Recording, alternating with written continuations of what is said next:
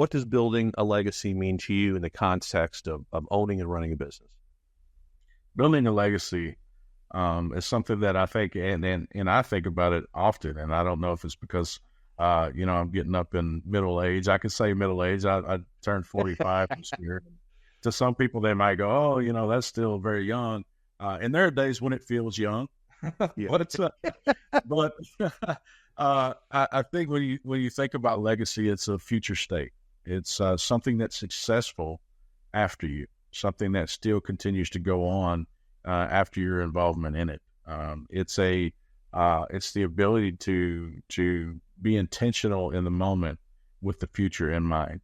In my mind, that's a good way to describe what a legacy is and building that. Yeah.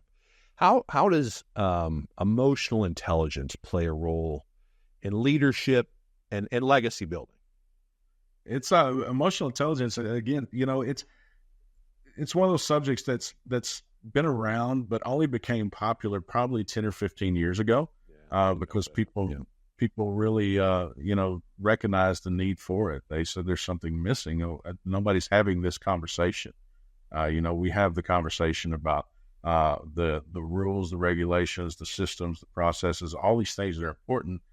When the studies show that the most successful business people on the planet are those that have a high level of emotional intelligence. And so I think specifically for a contractor, a person who's leading a organization, it's making sure that our message is getting across, that when we are investing in someone as a desire to build a legacy, that message is being heard.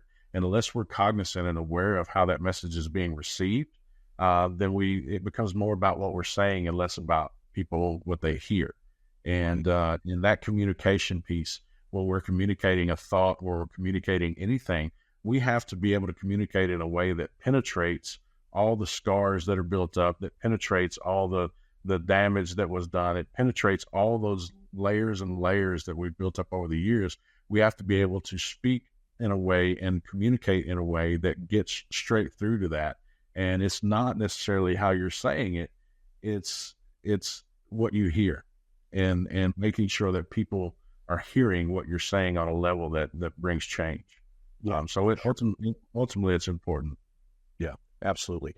A lot of our folks, they're just so, they've been in the grind for so long, right? They're always worried about the next day, the next thing they need to do, the next, system they need to implement to get the business to keep rolling, that a lot of them don't think about how they react to their folks, right? They're not strong naturally in emotional intelligence, but, as I've learned in this organization, it's definitely a skill that can be developed. So how do people develop that skill?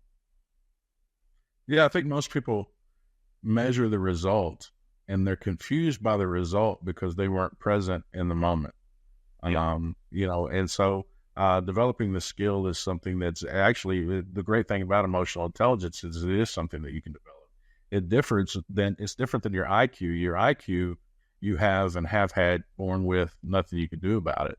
But your EQ can be developed over time. And so I would say being present in every moment as often as you can, taking a step back and actually analyzing what's going on, being able to judge the temperature in the room, being more present where you are. And that takes intention because we're all in that grind every day. We want to get the job done. We want to make sure that it's done right.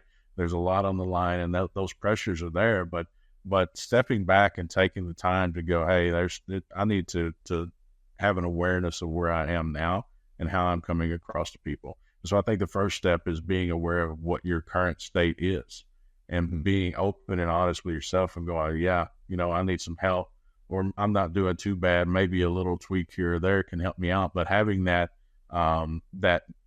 real moment of honest self-evaluation and not excusing it away, as people just, I'm misunderstood. Well, you likely are misunderstood because you the message you were trying to portray or to deliver fell on deaf ears because of the way you handled yourself. And so I think developing that skill, we teach a great class at CertainPath. We teach emotional intelligence, which is always one of the better attended classes we do a couple times a year. And we've seen people come out of that class, having broken down all these walls. I mean, we've had people overcome things they've been fears that they've had since they were kids. I mean, we've had some real breakthroughs in that class, which ultimately results into a better leader, a better teammate, a better everything. So I would say it's definitely worth the investment, but the place to start is, where am I now? Right. I know what's possible. I know where I can be, but it's impossible to get there unless I take an evaluation of my current state. So that's where I would start.